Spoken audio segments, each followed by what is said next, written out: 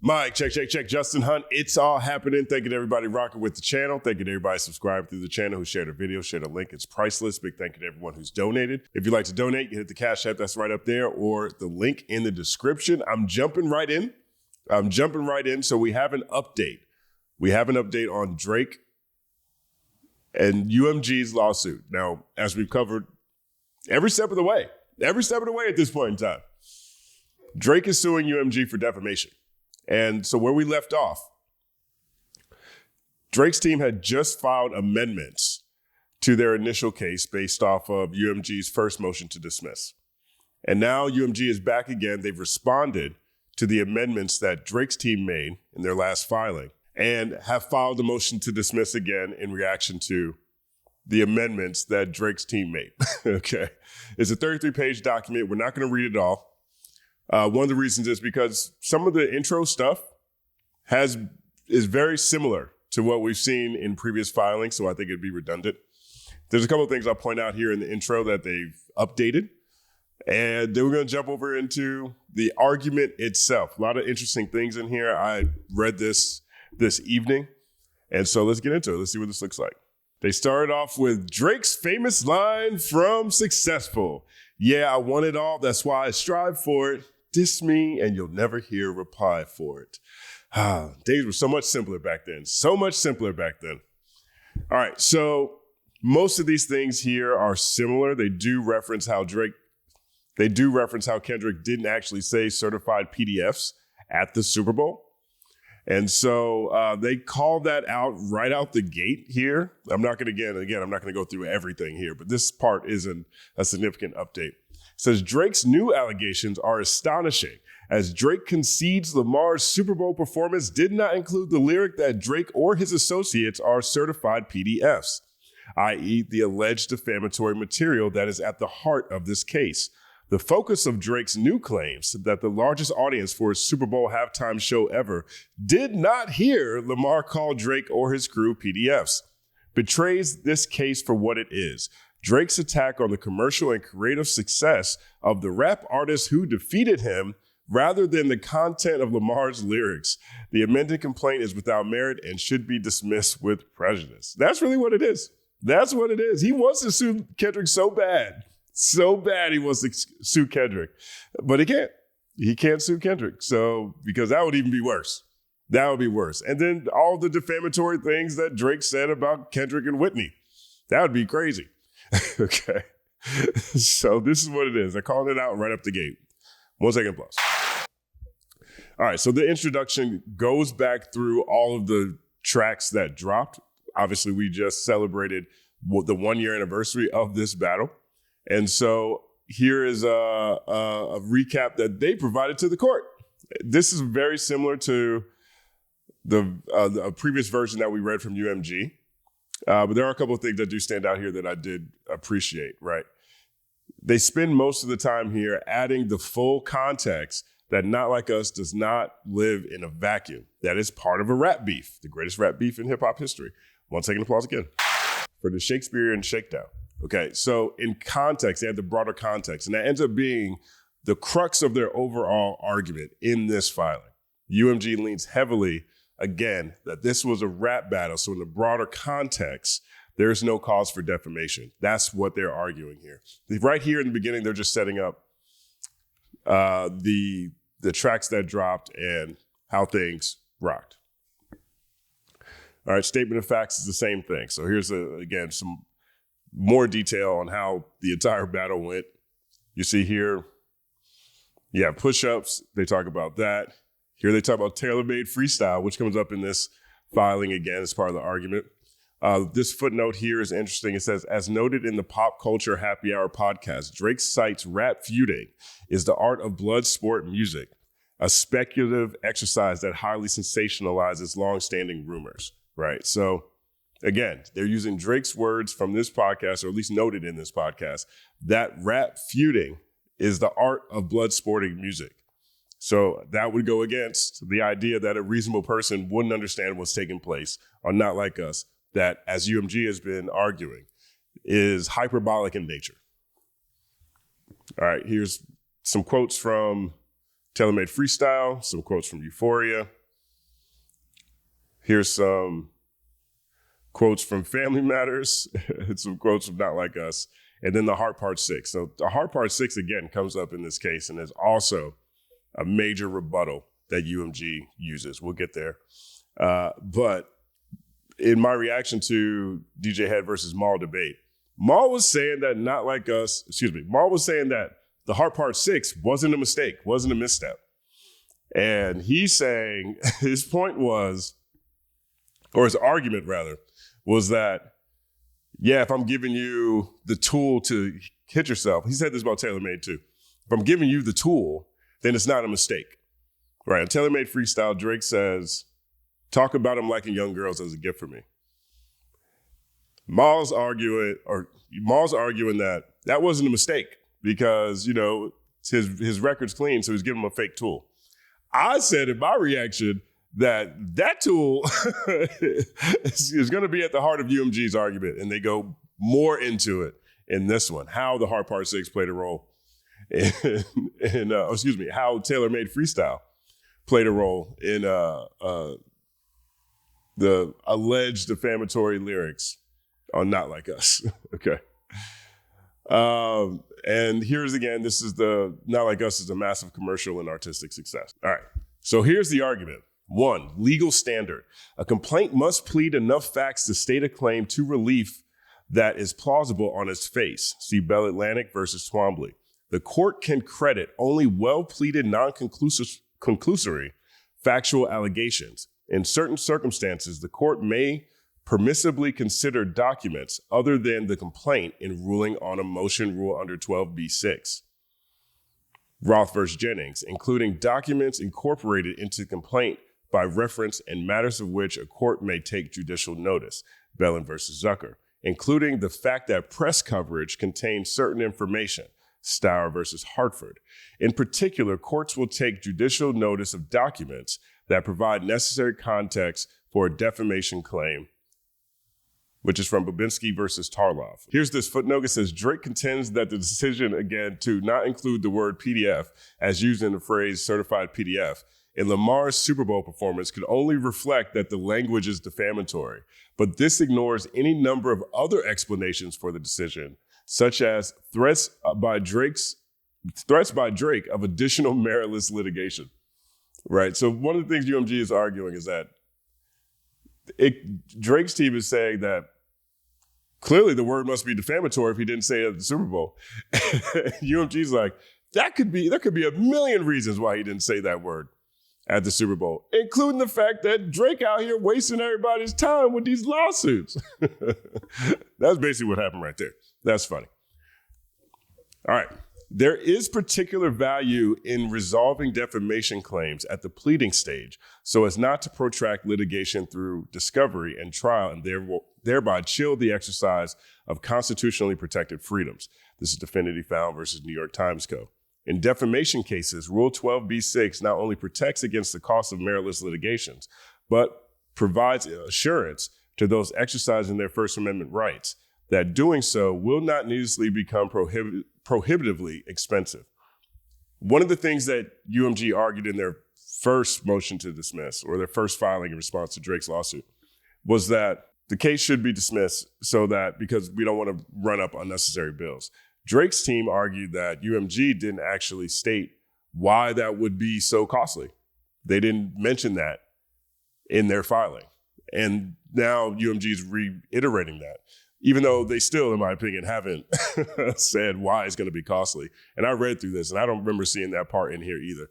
But we shall see. Because the fact that we'll see it again, maybe I missed it.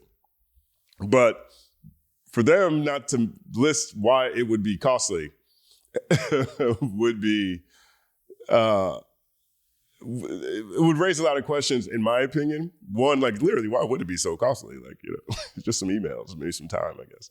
Right. This is one of the reasons why Drake's team wants discovery, to find the things that they don't have or that they're alleging on information and belief. All right. 2, Drake fails to state a claim for defamation. Drake, who had no concerns using UMG's platform to publish slurs about Lamar during their rap feud, now claims Not Like Us is defamatory.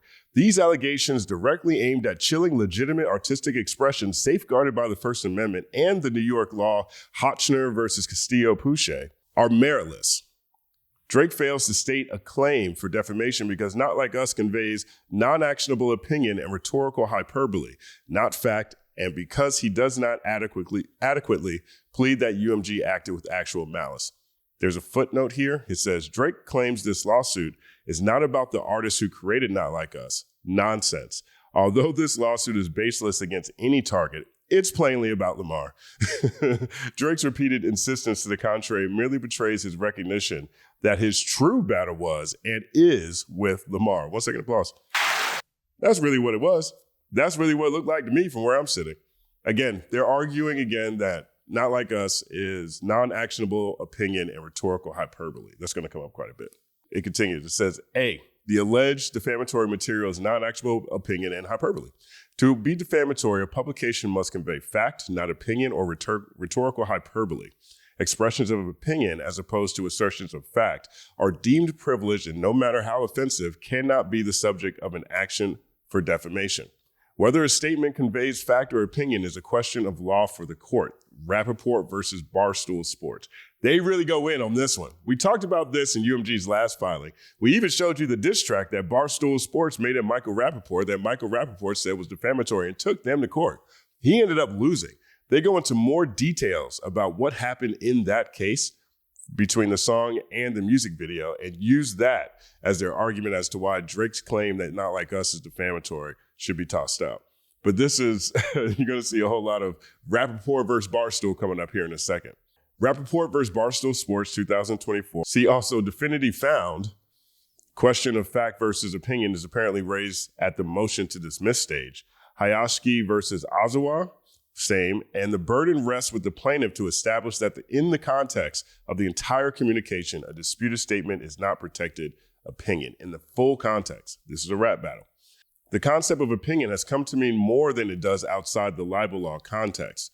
To distinguish assertions of fact from non-actionable opinion, courts analyze whether the specific language in issue has a precise meaning which is readily understood, whether the statements are capable of being proven true or false, and whether either the full context of the communication in which the statement appears or the broader social context and surrounding circumstances are such as to signal readers or listeners that what is being read or heard is likely to be opinion, not fact.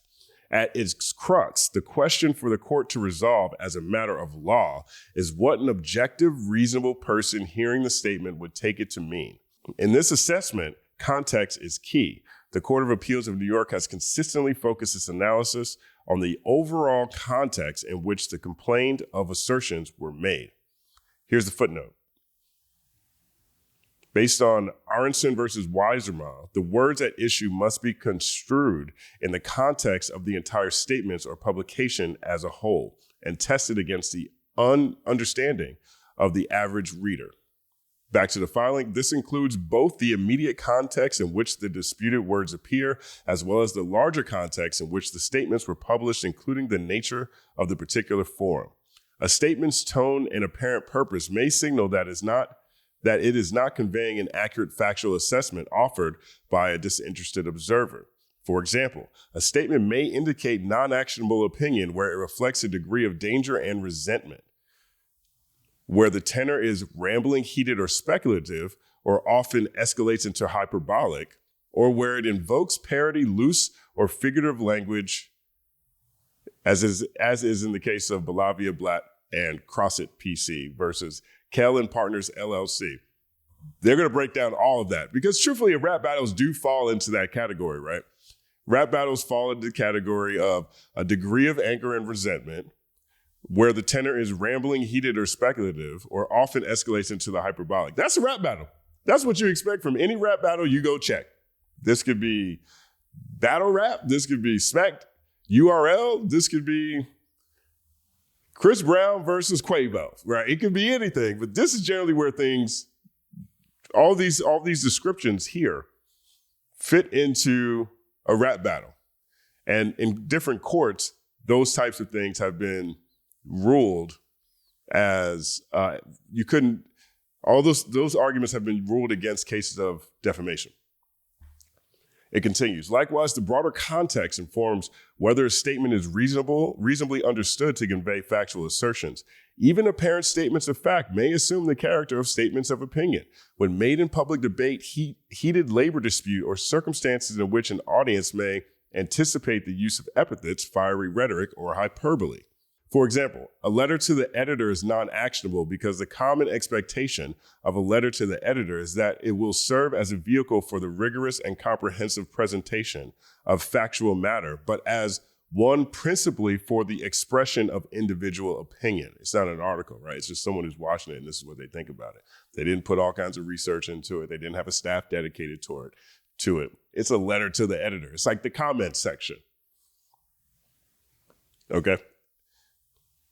It also says statements by shock talk hosts are non-actionable because they would not have been taken by reasonable listeners as factual pronouncements, but simply as the expression of views in the crude and hyperbolic manner that has, over the years, become their verbal stock in trade. New York courts routinely hold that tone and context render allegedly defamatory productions non-actionable. Allegations plaintiff was involved in a conspiracy non-actionable because they are published in op-ed pages, where there is a common expectation that articles will contain considerable hyperbole, speculation, diversified forms of expression and opinion, and the predominant tone of the article, which was rife with humor, speculation, and seemingly tenuous inferences, furnished clues to the reasonable reader that the article was something less than serious objective reportage. There's a footnote here. It says, see also 600 West 115th Street Court versus von Gutfeld. Statement alleging a permit application was as fraudulent as you can get and smells of bribery and corruption was not actionable as the statement was made at a heated public debate using colloquial, loose terms. See also Misra versus Amar, where it says, although statement that defendant broke state rules, technically one of the fact that is capable of being proven true or false, it is non-actionable because it was made in an online review that is best described as a 2-paragraph rant about plaintiff, his businesses, and this suit that demonstrates defendant's significant hostility towards the plaintiff. Just 2 additional examples saying, look, this has been covered a bunch of times. It always gets thrown out. Now we're back to Rappaport. The recent case of Rappaport versus Barstool Sports is instructive. Their actor Michael Rappaport alleged that statements by Barstool Sports accusing him, inter alia, of having herpes and abusing his ex-girlfriend, including several statements in a 6-minute diss track in which defendants rapped a constant stream of insults and slurs about Rappaport against the backdrop of unflattering video clips and images, were defamatory. The district court rejected the claim as a matter of law. Here's what the court said. The statements were largely laden with epithets, vulgarities, hyperbole, and non-literal language and imagery delivered in the midst of a public and very acrimonious dispute between the Barstool defendants and Rappaport that would have been obvious to even the most casual observer and published on social media, blogs, and sports talk radio, which are all platforms where audiences reasonably anticipate hearing opinionated statements. That's true. 1 second plus. Footnote 9 says, as to the diss track video specifically, the court had no difficulty finding that the video offered in the midst of the hostile public feud and containing exaggerated vitriolic words and imagery attacking all aspects of Rappaport's life, including his career, popularity, relationships, appearances, age, and legal troubles, conveyed non-actionable opinion. Non-actionable opinion. So the court threw it out, the song out, and the video out. Similar circumstances. The second court affirmed Rappaport, holding that the district court appropriately considered that the statements at issue were made in the context of a hostile, vulgar, and hyperbolic feud. At 4, in which the use of epithets, vulgarities, and hyperbole function as a strong indicator to the reasonable reader that the statement is not expressing or implying any facts. 1 second pause. They're breaking down what they just told us before. All of the different cases, all the different situations, from shock jocks to op-ed pieces that were deemed to have non-actionable opinion because of the nature of what they are. These conclusions apply equally here, considered in context as required. Not Like Us conveys a hyperbole and opinion, not facts. Looking first to its tone, and the 4.5-minute rap diss track consists of epithets, fiery rhetoric, and hyperbole. The track is rife with rumor and speculation and reflects a considerable degree of anger and resentment. The lyrics are loose and figurative, rambling and heated, and exaggerated vitriolic words pervade the recording to attack all aspects of Drake's life, including his career, brand, relationships, and character. Exaggerated imagery in the music video reinforces that Not Like Us is not intended to reflect factual analysis. The video opens with Lamar whispering to a clown that he sees dead people, a nod to the film The Sixth Sense, and Games One Blood. Truthfully, Games One Blood. I think that game didn't like that. That's just how I feel. I'm not putting that out there. No one told me that. I didn't hear that. I think that. I said that at the end of my game breakdown around this, which is included in the supercut, which is currently available if you want to check out all the scripted pieces I did around this battle. It's an interesting time capsule to look at. 1 second applause. But yeah, The Sixth Sense too, implying hyperbolically that Drake has been defeated in the rap battle. The video also shows Lamar beating an owl pinata with the disclaimer, "No OV hoes were harmed during the making of this video." I like that part of the video. That was a great part. 1 second applause. This imagery reinforces the non-factual nature of Not Like Us. No reasonable listener would require a disclaimer that the pinata is not literally Drake and his crew. The imagery is satirical, figurative, and vitriolic, signaling to the audience that the video does not convey sober factual analysis. Likewise, the cover image of Drake's Toronto house is obviously doctored, further underscoring the non-factual nature. Again, no reasonable viewer would believe that the image of Drake's mansion with 13 S offenders markers is real. The image is hyperbolic and exaggerated, conveying opinion, not fact. Okay. I still love that cover art. That was great cover art. But you can see what they're doing here. They're pointing out how examples within Not Like Us or the music video, etc., that communicate to the listener, the reasonable listener, that this is opinion, not fact. Because a lot of this case is hinging on their interpretation. Drake's team spent a lot of time, for example, saying, actually, reasonable listeners actually think that this stuff is true about Drake. And UMG is doing everything it can to dispel that notion. Back to the filing, the broader context reinforces that Not Like Us is non-actionable. The alleged defamatory content was published in connection with a rap diss track, hardly a form that a reasonable person would expect to convey rigorous factual content. And Not Like Us was Lamar's culminating track in one of the nastiest lyrical warfare rap feuds in recent history. It followed the release of 7 preceding tracks in which Drake and Lamar hurled increasingly vitriolic allegations, including Drake's slurs that Lamar's son was fathered by someone else and that Lamar physically abuses his fiance. Tomato. If ever there was a circumstance for the audience to anticipate the use of epithets, fiery rhetoric, and hyperbole, this is it. 1 second applause. We all feel that way. I think it's very difficult for anyone. I mean, look, I've watched a lot of intentionally obtuse, arguably disingenuous people make points that, well, the stuff that Drake said about Kendrick or Whitney wasn't that bad. But no matter how bad it was, it doesn't warrant Kendrick putting that jacket on Drake. Okay, I've watched people do this, and it blows my mind when I look at it. When I hear people say that, you can't sit here and be upset that at how people respond to you crossing the line. Once you cross that line, hey, it's up. Whatever comes with it, that is part of your responsibility. And UMG is calling them out for it right here. 1 second applause. If statements in a letter to the editor are non-actionable because the common expectation is such letters do not serve as a vehicle for the rigorous and comprehensive presentation of factual matter. If statements in an op-ed are non-actionable because the expectations is op-eds contain considerable hyperbole, speculation, and diversified forms of expression and opinion.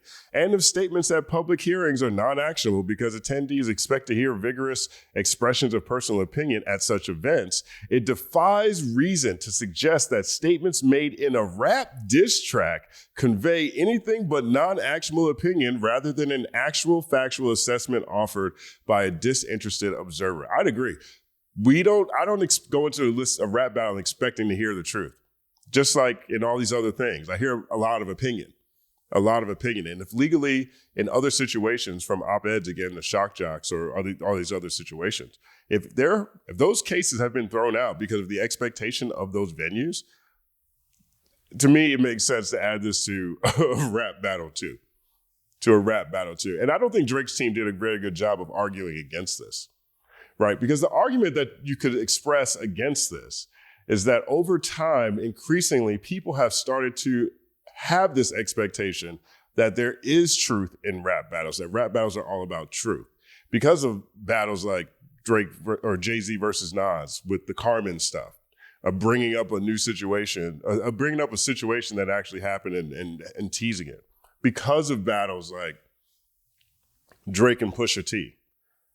Because of the violence that generally is around the people around in these rap battles, if not the people in the rap battles themselves. Drake's team could have argued that. They said, well, reasonable speculation would be, we could debate whether this reasonable speculation or a reasonable person would expect to hear the truth, considering all of the violence that has come out of rap battles, or because of how many prominent rap battles arguably were won or lost based on people believing the things that were actually said in these rap battles, or people in the rap battles saying everything's true. Maybe all of that over time has corrupted a reasonable person's expectations in a rap battle. Perhaps that might have been a better thing to put in there. Perhaps that could have been in there. I don't know. But they haven't done that so far. And I agree with the perspective of this filing, especially considering the broader nature of what we're talking about. I do not need somebody who lost a rap battle and decided to sue his label, get to the point where labels and people themselves don't even want to participate in rap battles. I don't want a chilling of the entire subgenre. In a strained attempt to justify his claim, Drake points to a selection of cherry-picked anonymous online comments, which he says evidence that the average listener or viewer has understood, not like us, to reflect factual assertions about Drake rather than art or hyperbole. This argument is easily dismissed. As discussed, Supra at 1011, the assessment of whether an impugned statement is non-actionable opinion is a question of law for the court based on objective, reasonable, or average person's standard. The subjective opinions of a handful of people do not factor in, particularly where, as here, they are found in anonymous online comments, which are notoriously unreliable. The comments cited in Drake's complaint make this point. They are rife with grammatical errors, slang, and emojis, and authored by sources such as Wrestling Warrior 15, Meow Meow 1 2 3 4 Meow, and I'm Chicken Little. 1 second applause time. I'm Chicken Little. It's so funny. But yeah, it makes sense. I mean, look, these people don't even have real names. They don't have faces, Notably, Rappaport unsuccessfully advanced the same argument. On appeal, he argued that the district court incorrectly overlooked evidence that Barstool's audience interpreted the alleged defamatory statements as true on the basis that Rappaport's podcast received thousands of negative comments in the aftermath of Barstool's campaign, including comments repeating and expanding on the challenged statements. The Second Circuit denied the argument out of hand after holding that the publications at issue constituted non-actionable opinion. The court concluded that it had considered Rappaport's remaining arguments and find them to be without merit. So they're, again, going really into the details of what happened with Rappaport versus Barstool Sports. Here's a footnote. For this reason, courts consistently hold the online comments are opinion, not fact, as the culture of internet communications has been characterized as encouraging a freewheeling anything-goes style of writing, such that readers give less credence to allegedly defamatory remarks published on the internet than similar remarks made in other contexts. Drake also claims that the lyrics of Not Like Us imply that they are based on additional facts not disclosed to the listener. This too fails as a matter of law. New York courts apply the objective reasonable person standard to assess whether a statement implies undisclosed facts, making it a mixed opinion. The court's essential task is to decide whether the words complained of, considered in the context of the entire communication and of the circumstances in which they were spoken or written, may be reasonably understood as implying the assertion of undisclosed facts justifying the opinion. It also says whether a statement constitutes pure opinion or mixed opinion is a question of law for the court that is answered by considering in the context of the entire communication and of the circumstances in which they were spoken or written, whether the average listener would reasonably understand the opinion as implying the assertion of undisclosed facts justifying the opinion. Clear it up. Drake points to 2 lyrics to support his argument that Not Like Us leaves an unmistakable impression that it is based on undisclosed facts. Say, Drake, I hear you like him young, and rabbit hole is deep, I can go further, I promise. So that's what Drake said in his amended filing. This is where we talk about tailor-made freestyle. Drake's claim as to the first lyric is particularly stunning, as noted above. Drake himself goaded Lamar to talk about Drake liking young girls. That Lamar then did so does not convey anything other than Lamar accepted Drake's invitation. 1 second applause. I mean, that's just what it is. That's just what it is. Hard to say this song wasn't a mistake. As much as I like it, it's hard to say this song wasn't a mistake when it is a weapon that was given to UMG in this case. To Dot and UMG. In all events, the statements are too vague to support the weight that Drake gives them, as they have no precise meaning which is readily understood. More fundamentally, the reasons of tone and context already discussed these rhetorical statements fail to imply any factual basis for the lyrics in Not Like Us. The decision in Lanasa versus Steen is illustrative. There, the court held that although 2 statements may cross the line into becoming potentially actionable mixed opinions, they did not imply undisclosed facts where they could be reasonably understood as part of a tasteless effort to lampoon because they were made in circumstances where an audience may anticipate the use of epithets, fiery rhetoric, or hyperbole. Moreover, the broader context shows that both Lamar and Drake traded these sorts of jabs. For example, Drake in Family Matters claimed with respect to his own unfounded allegations that your darkest secrets are coming to light. He makes assertions in the Heart Part 6 rapping, what about the bones we dug up in that excavation? Now, I thought Drake was just being cynical there. I thought he was being hyperbolic, right? Because at that point in the song, he's talking about all the allegations that Dot made on Not Like Us and Meet the Grams, basically, between those 2 tracks. Great night. 1 second applause. And he was basically saying that all of those were like, so crazy, pie in the sky. And then added this one, like, what about the bones we dug up in that excavation? I thought I took it that way, but they're using this as him as an example of Drake saying that they dug up some bones on Kendrick. Maybe I'm misreading this line, but this jumped out to me. Let me know in the comment section what you thought about this one. For all these reasons, a reasonable person would not interpret these lyrics as conveying undisclosed facts, but would understand them for what they are. Saber rattling in a rap battle. I like that. 1 second applause. Saber rattling in a rap battle. I like that. That's not bad. There's a couple of footnotes here I missed. Let's go ahead and read through them. Indeed, to the extent rabbit hole has any understood meaning, it does not imply undisclosed facts, but rather pursuing a known piece of information. Alice followed the rabbit down the hole to Wonderland, and in that sense, implies Lamar is referring to well-known rumors regarding Drake's relationship with minors. Interesting. That is pretty slick, right? Because Alice followed the rabbit on purpose, right? Because the rabbit knew where Wonderland was. And they're interpreting the rabbit hole lyric as, yeah, man, just go Google. Just go Google Drake. Go Google Drake young girls. This stuff has been going on for a long time. Not that he actually had all kinds of undisclosed information. This is something they've added to this. This wasn't in the last filing, but this is good. 1 second plus. 12, see also Woodbridge Structured Funding LLC versus Piss Consumer. Although some of the statements are based on undisclosed unfavorable facts known to the writer, the disgruntled tone, anonymous posting, and predominant use of statements that cannot be definitively proven true or false supports the finding that the challenged statements are only susceptible of non-defamatory meaning grounded in opinion. And the last footnote, Drake also alleges that statements in Lamar's euphoria, including "don't tell no lie about me and I won't tell no truth about you," and I know some ish about hitters that make Gunna want to look like a saint, imply that Not Like Us is based on undisclosed fact. For the same reasons discussed above, the argument fails both in light of the rhetorical hyperbole of the artist rap battle and because there's no connection drawn between these lyrics and the statements in Not Like Us. That's a good point. Good point to point that out. Drake's argument also fails because the statements in Not Like Us relate to controversies that are widely known and that Drake himself acknowledged and perpetuated. This part is the good part. This is a good part right here.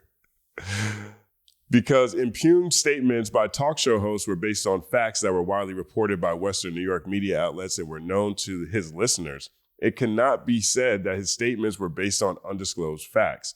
And in Terrain versus Liu, it said, dismissing defamation claim based on defendant's statements that plaintiff was a sick PDF loser. Statement arose out of war of words that was the subject of extensive media coverage and commentary, such that it was impossible that an informed listener would think it was based on some undisclosed information known only to the defendant. Facts and criticism concerning Drake's relationships with minors predate Not Like Us and have been widely reported. Noting that Lamar is indicting Drake for years of rumors and speculations around his misbehavior around minors, and that Millie Bobby Brown is one of the things that most people are aware of when it comes to Drake and the rumors around him. It's getting ugly. It's getting ugly. You know, we've been talking about the possibility of this going to discovery and what that might look like. Obviously, Drake's team would have access to whatever documents he's looking for that can help prove that there was foul play and the success of Not Like Us and limiting Drake and his future prospects in his career. But UMG would also get access to discovery as well. And I think they would go down this rabbit hole because they're now adding more context than they did in their last filing. Okay, let's read this one more time. Fans and criticism concerning Drake's relationship with minors predate Not Like Us and have been widely reported. Noting that Lamar is indicting Drake for years of rumors and speculations around his misbehavior around minors, and that Millie Bobby Brown is one of the things that most people are aware of when it comes to Drake and the rumors around him. In the Heart Part 6, Drake also affirmed that he understood Lamar's statements and Not Like Us to refer to the Millie Bobby Brown controversy, stating that this Epstein angle was the ish I expected, and only effing with Whitney's, not Millie Bobby Brown's. I never looked twice at no teenager. Clearly, Drake himself understands that Lamar's lyrics refer to well-known issues that have been widely reported. Drake's arguments concerning undisclosed facts carry no weight. 1 second applause. Here's the footnotes around it. They get a little bit funnier too. In Galasso versus Saltzman, listeners were familiar with the issues in the dispute. No undisclosed facts where incident at issue was circulated widely. And 15, we all know the stories of him going to girls' basketball games. There are some things that we've seen and heard over the years. It's kind of wild that this has been in the atmosphere for some time. But no one has previously called out Drake in this way. When Millie Bobby Brown was 13, she met Drake at a concert. He was 30 or 31 at the time. She said they would text in a lot of interviews and they maintained friendship where he would give her advice about boys, stuff like that. This was spoken about in interviews. Right. You can just go Google. If you're ever interested, that's a rabbit hole. There's a public rabbit hole. You can go look at her say that. Allegation of Drake having inappropriate relationships with minors is a topic Drake has had to debunk in the past. Not Like Us reflects these rumors surrounding Drake's personal life. It's all happening. All right, B, Drake cannot allege that UMG acted with actual malice. Now, this is interesting too because Drake doesn't have the information right now, or at least hasn't submitted the information. In their legal filing, in their lawsuit, they didn't add exhibits that show examples of UMG knowingly acting with malice against Drake. Now, I think that one of the things Drake's team wants to go to discovery for is to look for that information. And so that perhaps they just haven't seen it, or so that have access to emails, texts, whatever, to prove that information. So they have to get past this step in order for it to mean something, right? Because they had the small minor win last time where the judge said discovery can move forward. But that was basically a placeholder to see what happens with whether or not this case gets dismissed, since UMG is now filing its motion to dismiss. So they go into the details here on why they can't actually prove this. Drake's claim should also be dismissed for failure to plead actual malice. A public figure can prevail on a defamation claim only where clear and convincing evidence proves that a defamatory statement was published with actual malice, that is, with deliberate or reckless falsification. The element of actual malice focuses primarily on what a defendant knew or believed at the time a purportedly false statement was made. Because UMG is a corporation, Drake must also plead specific allegations at the individuals at UMG that they acted with actual malice and the time that they participated in the publication of the statement in question. And at the time that they participated in publication of statement in question. Drake does not and cannot plead that any specific person acted with actual malice. His defamation claims fails for this reason as well. Here's the footnote. Courts also recognize that the malice injury must focus on what the publisher intended to convey. Where the speaker intends his statements as outrageous parodies or caricatures, there may be no consciousness that the speaker is publishing something false because the speaker does not think he is publishing a statement of fact and therefore lacks subjective knowledge or recklessness as to the falsification of a statement of fact required to show actual malice. See also Green versus Paramount Pictures, Bolea versus World Championship Wrestling. So too here, UMG released a rap diss track conveying rhetoric and insults. Drake has not alleged that anyone at UMG intended to convey anything other than what this was, an incendiary diss track. All right, 3. Drake fails to state a claim for second-degree harassment. Drake asserts a claim for harassment in the second degree under New York Penal Law 240-26, claiming that Lamar issued a call to target Drake, including through violence, and that Not Like Us amounts to incitement. This claim fails for multiple reasons. First, there is no private right of action. Where a penal statute does not expressly confer a private right of action on individuals pursuing civil relief, recovery under such statute may be had only if private right of action may be fairly implied. This requires considering whether creation of such a right would be consistent with the legislative scheme, which is not the case when there are alternative enforcement mechanisms. Section 240-26 does not satisfy this test because nothing distinguishes it from every other criminal statute that lacks a private right of action.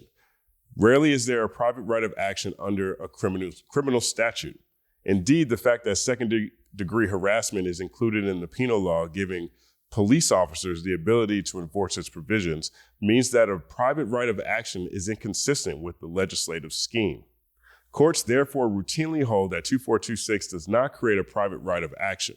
Drake's harassment claim fails for other reasons. The statute requires that UMG act with intent to harass, annoy, or alarm Drake, New York Penal Law 240-26, but at most, Drake merely asserts an intent to devalue Drake's music and brand in order to gain leverage in negotiations. And even this allegation makes no sense. Drake does not explain how a contract with Drake would be more profitable for UMG if Drake was devalued. It's a very basic, flat, fast point. Wait, how would they benefit if he's devalued? And he didn't explain it. Right? We can hypothesize in debates or in online commentary or in YouTube videos or whatever why it would make sense. We can have that debate. But Drake didn't make that argument. So 1 second applause. And at the same time, indeed, Drake contradictorily alleges that UMG had the opposite incentive with respect to re-signing Lamar, disregarding conclusory and inconsistent allegations. Furthermore, 240-26's prohibition on harassing course of conduct does not prescribe pure speech, which is what is at issue here. Course of conduct statute constitutional only because it criminalized conduct without regard to the content of any communication. Similar statute does not prohibit speech or expression. Drake's claim also cannot meet the constitutional test for incitement, which requires that the speech at issue be both intended to produce and likely to produce imminent disorder. Drake nowhere alleges that UMG intended to cause violence against him, nor are the lyrics of Not Like Us likely to produce imminent lawless action. And while Drake attempts to contort violent metaphors in the lyrics into incitement, hyperbolic and metaphorical language is par for the course in diss tracks. Indeed, Drake's own diss tracks employed imagery far more violent with such lyrics as, you're dead, there's nowhere to hide, and I'll slit your throat. Those are all from Family Matters, I think. Oh, I guess the first one's Family Matters, the last one's from The Heart Part 6. Here's a footnote. While Drake has cited a handful of decisions that have recognized a private cause of action, those decisions generally include no analysis and support and reflect at best a minority view. Okay, now, I thought this was a little interesting too, because he says in here, Drake nowhere alleges that UMG intended to cause violence against him, nor are the lyrics of Not Like Us likely to produce imminent lawless action. Right. And so he never argues that UMG intended to cause violence. But he was pulling out lyrics like, that Oakland show gonna be your last stop. Right. They did spend time on that lyric. So I guess that'll just depend on how the judge looks at it. But the Oakland show will be your last stop. Predators move in flocks. They were trying to flip those into arguments that they incite violence. They don't incite violence, but not from a reasonable person. But they did mention it in the lawsuit. I do remember seeing those. Finally, Drake fails to allege that UMG acted with no legitimate purpose in publishing and promoting Not Like Us. The phrase no legitimate purpose means the absence of a reasons or justification to engage someone other than to hound, frighten, intimidate, or threaten. Here, Drake expressly alleges that UMG's motives with respect to Not Like Us were financial. So sort of a technicality there. Immediately after the release of Not Like Us, Drake started making baseless accusations that Lamar was using surreptitious means, such as fake streams, to make the song appear more popular than it was. Now Drake has attempted to shoehorn his grievance into NYGBL claim against UMG. Drake claims UMG made materially false and misleading representations about the recording's popularity to consumers without disclosing that it was covertly financially incentivizing third parties to play, stream, and promote the recording, including paying others to use bots to stream the recording. Drake cannot satisfy the elements of a GBL claim. Here are the two footnotes. Courts have rejected far stronger claims that speech was likely to produce imminent lawlessness. One was the statement that if we catch any of you going in any of them racist stores, we're going to break your damn neck, was protected speech, even though subsequently shots were fired into the home of a boycott violators. They talk about this one in more detail in their previous filing, and that video is here on this channel too. I'll put a link in the description. To state a 349 claim, a plaintiff must allege the defendant's conduct was consumer-oriented. The defendant's act or practice was deceptive or misleading in a material way, and the plaintiff suffered an injury as a result of the deception. Plaintiff must also allege deception resulted in transaction in which the consumer was harmed that occurred in New York. Back to the filing. First, Drake fails to plausibly allege a covert scheme. All of his allegations are on information and belief. They were. Everything was on information and belief. For example, Bot's allegation on information and belief. Drake has also received information that UMG engaged in a classic pay-for-play scheme by paying to increase the airplay of the recording on the radio. But such allegations must be accompanied by a statement of the facts upon which the belief is founded and cannot rest on pure conjecture and speculation. I heard one of them little kids is Dave Freeze. People are saying. This is true, especially with regard to consumer fraud claims such as those under GBL 349. After withdrawing his prior false allegations, i.e., that UMG was accused on a podcast of paying to use bots to stream Not Like Us, Drake is now reduced to citing a different podcast host who claimed that Kendrick used bots so that a Drake record would have more dislikes than likes. That is how they changed their two filings. In the initial filing, they cited that guy that went on Academics' podcast and said that he was paid $5,000 or something to create 3 million, 30 million views on Not Like Us. They pulled that out. And they replaced it with Joe Budden saying, I assume that Kendrick used bots. Kendrick definitely used bots. That's how you beat Drake. That's why you have more thumbs down than thumbs up. So they literally substituted one podcast for another podcast.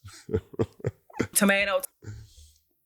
He also relies on a now deleted anonymous X comment accusing Lamar of buying promo to clown Drake's lawsuit, not to promote Not Like Us, as well as another post claiming that UMG and Lamar used a bot streamer.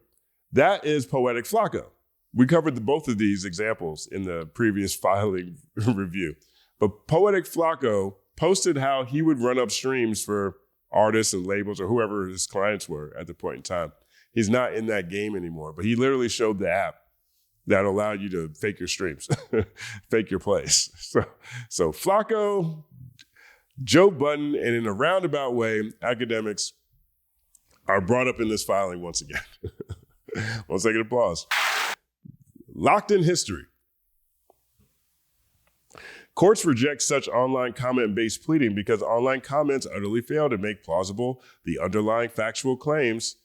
Thus, these comments cannot save Drake's information and belief allegations. Drake's remaining allegations are even more speculative, such as 2 X posts from July 2024 showing Not Like Us being recommended to Spotify users who search for rap artists. Drake also fails to plausibly allege that UMG had actual knowledge of any conduct or accusations concerning Lamar. Plaintiffs do not sufficiently allege actual knowledge despite alleged knowledge of 3 online comments. Moreover, Drake cannot allege that any representation about the recording's popularity to consumers were actually deceptive, misleading, or material in any way. Drake does not and cannot allege that Not Like Us would not have been an immense success had it not been for the alleged financial incentives at issue. That is, there are no alleged false or deceptive statements, even assuming that these payments occurred. Nor does Drake allege that the knowledge of these alleged covert payments would be material to consumers. After all, there is no obligation under GBL 349 to provide whatever information a consumer might like to know. Right, you don't have to provide information that the consumer might not like to know for a song, for example. Right, now, in food, I guess that would be different because you have your nutrition facts or whatever that's on there. But when a song comes on the radio, you don't have to let them know who produced it. You don't have to let them know the studio it's recorded in. You don't have to let them know who the girl the guy might be talking about is. You don't have to let them know, where this song came from and if it's true. So that's what they're pointing out right here.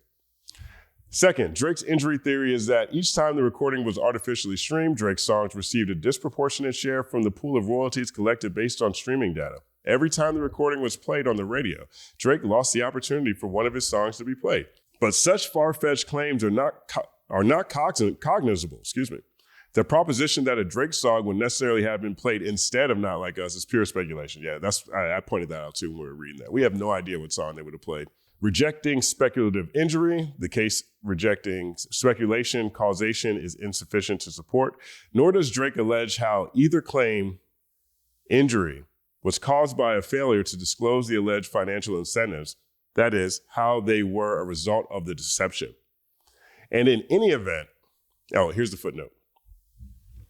Drake's claim also fails because he merely alleges consumers streamed Not Like Us and listened to it on the radio, only the latter of which purportedly partially occurred in New York. Those are not transactions, much less transactions called cognizable harm to consumers in New York. Can you imagine if you had to pay every time you wanted to hear your song on the radio? I guess that's like the box. Back in the day, we used to have the box. It was a video channel, and you pay like $1.99 and you can get your song played. They've ran up first of the month with that. Or Thuggish Ruggish Bone. I can't remember which one it was. I know I spent at least like $4 trying to see Thuggish Ruggish Bone on the box. But imagine if you had to do that with the radio. That'd be crazy. Tomato. But 1 second applause to Bone Thugs and Harmony. And in any event, Drake's GBL 349 claim fails because he only alleges injuries that are indirect, i.e. injuries purely contingent on harm to third parties. Here, under Drake's own telling, The injuries he suffered are contingent on others, streaming platforms or consumers being deceived, which means that they are indirect and thus not compensable under Section 349. Conclusion, the amended complaint should be dismissed with prejudice. We made it. We made it through. 1 second applause. So yeah, this is Roland A. Ransom. And this is their motion to dismiss. We've been waiting for this date. There's another date, I believe, in June that we're going to be on the lookout for. But now it's up to the judge to see if he wants to move forward in this situation. I thought this was funny down here. Word count verification. I, Roland A. Ransom, certify that according to the word count of the word processing program used to prepare the foregoing memorandum of law and exclusive of the portions of it that are excluded by Local Rule 7, there are 8,749 words in this document. 1 second applause. So here's what it is. I mean, overall, this filing is much less memeable, I think, than what we've read previously. This one, they sort of, in my opinion, they stuck more directly to counter arguments and removed a lot of their own hyperbolic commentary that they've been flooding in these documents over the past months at this point in time. You know, the biggest things that stand out to me here are, again, they're leaning heavily into the Hard Part 6 and tailor-made freestyles as tools to argue against that these are defamatory statements rather than statements that Drake told Kendrick to say that Kendrick ended up saying. And two, I do find it really interesting how much time they spent on Rappaport. Again, they went into more details around Rappaport. They talked about it from the video standpoint as well. So they brought that in here in a different way than it was in their initial motion to dismiss. And then there was more Millie Bobby Brown. You know, UMG is saying, hey, when Kendrick was saying, hey, the rabbit hole is deep, there's public stuff that's out there. Public stuff that's out there. So we'll see what happens with this next. Let me know what you think about all of this. I think most of us, I'll speak for myself. I really hope that this case gets dismissed. I really do hope that this gets dismissed. And, you know, at the same time, we've never been here. But the chilling effect that this could have on fundamental pillars of hip hop, because one dude lost and he just can't take it, I don't think it's worth it. Let me know what you guys think. My name is Justin Hunt. Like, subscribe to the channel. Follow the Company Man on everything. Follow Justin Hunt Podcast wherever you listen to podcasts. It's all happening.